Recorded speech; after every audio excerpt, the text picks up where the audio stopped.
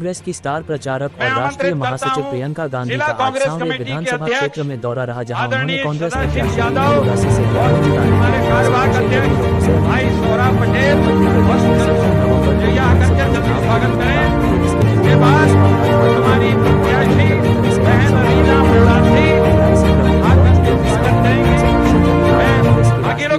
प्रियंका गांधी की आमसभा आयोजित हुई, जिसमें प्रियंका गांधी ने भाजपा सरकार को जमकर आड़े हाथ लिया तो वहीं कांग्रेस की सरकार प्रदेश में बनने की बात कही। वहीं प्रदेश के पूर्व मुख्यमंत्री कमलनाथ प्रियंका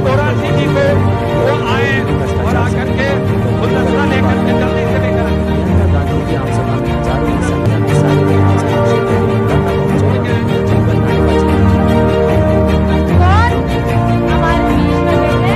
जननायक आदरणीय कमलनाथ जी है। जब कमलनाथ जी विदेश मंत्री थे, वहां के किसानों से कमलनाथ जी ने संपर्क करा और उन्होंने कहा कि हमारे देश में सोयाबीन की पैदावार करना है, तो 1985 में हमारे देश में सोयाबीन आया। पिछले 3 सालों से मैं 217 गांव में 10-10 बार आप लोगों के बीच आई हो कि नहीं आई हो। हर गांव से, हर परिवार से मुझे एक ही आवाज निकल रही है, दीदी हम वोट पर।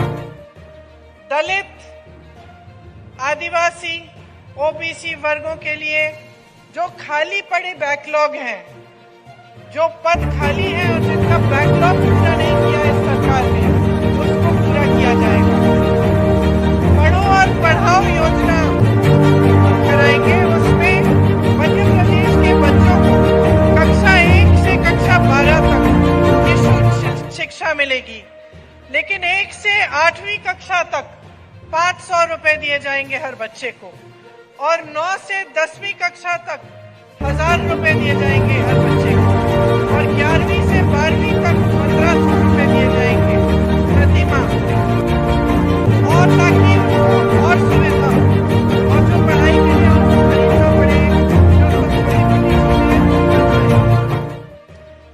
देखिए आपकी जो ये धरती है, रीना जी बता रही थी कि यहाँ का सबसे सुप्रसिद्ध मंदिर उल्टे हनुमान जी का मंदिर है कि नहीं? पहले आप जाती होंगी, जाती है। देखिए रामायण की कथा आपको मालूम होगी, वही रावण ने एक चाल चली और राम जी और लक्ष्मण जी का अपहरण कर लिया। छल से दोनों को पाताल लोक ले गए। हनुमान जी पाताल लोक गए वापस आने के लिए। उन्होंने रावण का पराजय किया, उन्हें हराया और राम जी लक्ष्मण जी को अपने घर वापस ले आए। इस कथा का एक मुख्य संदेश है। क्या संदेश है ये? कि जब अन्याय होता है हमें उस अन्याय से लड़ना चाहिए। जब ऐसा राज होता है जिसकी नीतियों से नुकसान होता है जनता को, तो हमें उसका प्रतिकार करना है। यही मुख्य संदेश है रामायण का भी और रामायण का इस कथा का भी। तो देखिए यहाँ सावेर आकर ये कहना जरूरी है कि 2018 में आपने एक सरकार चुनी। लोकतंत्र है इस देश में, जो सरकार आपने चुनी वो आप ही की बनाई हुई सरकार थी। और जिस तरह से अहिरावण ने भगवान राम और भगवान लक्ष्मण के साथ छल किया, उस तरह से आपके साथ भी छल। कुछ बहुरूपियों ने छल कपट करके आपकी सरकार का आपकी सरकार चोरी कर ली, आपका लोकतंत्र चोरी कर लिया और उसे भ्रष्टाचार लोक में ले गए। से वापस कौन लाएगा? अगर आप हनुमान नहीं बनेंगे आज के दिन में,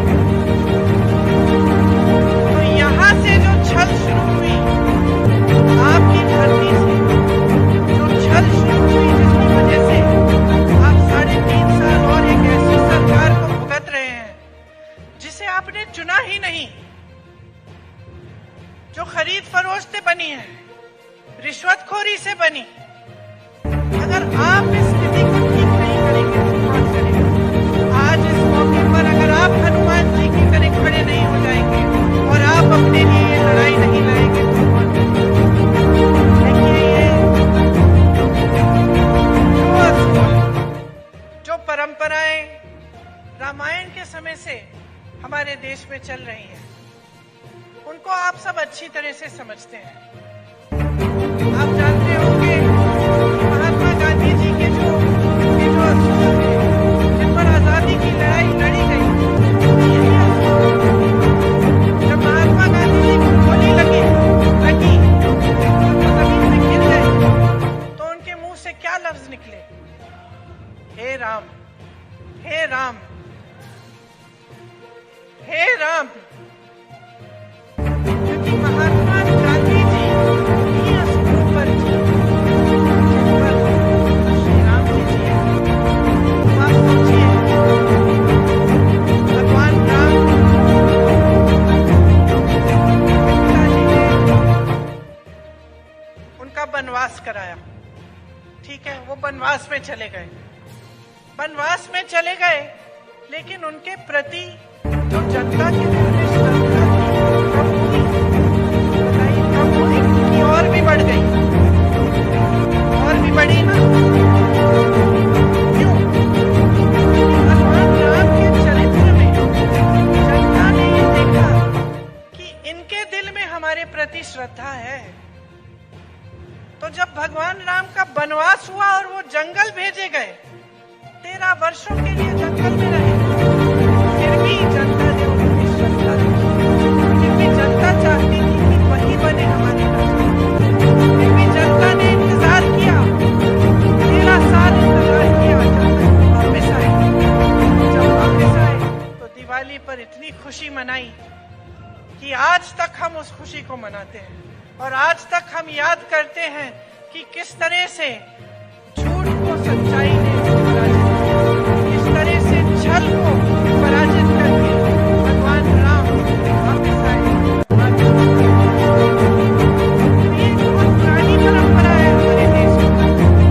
और जब हम राजनीति की बात करते हैं बहनों और भाइयों, तो हमें हमेशा नेता में, राजनीतिक दल में, नेता के व्यवहार में, सरकार के व्यवहार में ये जो असूल है ये भूलने चाहिए। हमें समझना चाहिए कि जो हमारे जो राज कर रहे हैं उनके दिल में क्या है। क्योंकि देखिए, जब गांधी जी ने आजादी की लड़ाई लड़ी, और सिर्फ उन्होंने नहीं लड़ी, आपके पूर्वजों ने भी लड़ी उनके साथ, आपके दादा दादी ने, आपके नाना नानी ने, मेरे दादा दादी ने, सबने लड़ी है आजादी की लड़ाई, सबने खून दिया अपना, जो था वो दिया। मैं छत्तीसगढ़ गई थी अभी कुछ दिनों पहले, वहां मुझे पता चला कि वहां की महिलाओं ने अपने जीवन दिए आजादी की लड़ाई के। सबने, जो भी देशवासी है आज जो जिंदा है, उसके किसी न किसी पूर्वज ने ये आजादी की लड़ाई लड़ी। तो उनके प्रति भी जो हमारी श्रद्धा है वो यही बताती है कि हमें जो अपनी देश और प्रदेश की राजनीतिक परिस्थितियां हैं, जो अपने जीवन की परिस्थितियां हैं, उसे समझने की बहुत जरूरत है। जब तक हम ठीक ढंग से समझेंगे नहीं तो हमारा वोट ठीक जगह जाएगा नहीं। अब आप देखिए, कोरोना का कहर था, आपके यहां से स्वास्थ्य मंत्री थे, कौन थे? सिलावट जी थे। कोरोना चल रहा था, कोरोना के समय सिलावट जी कहां थे? किसी को याद है? बैंगलोर के एक रिजॉर्ट में थे। क्या कर रहे थे? सौदेबाजी कर रहे थे। किस चीज की सौदेबाजी कर रहे थे? आपकी सरकार की। कर रहे थे कि नहीं? स्वास्थ्य मंत्री थे, उनकी जिम्मेदारी थी। कोरोना चल रहा था, तबाही मच रही थी, हर जगह आप ऑक्सीजन के लिए तरस रहे हैं। वो बैंगलोर में उनकी जिम्मेदारी थी जब वो शुद्ध के लिए युद्ध का जो आपने छेड़ा था कमलनाथ जी नारा, मिलावट रोकनी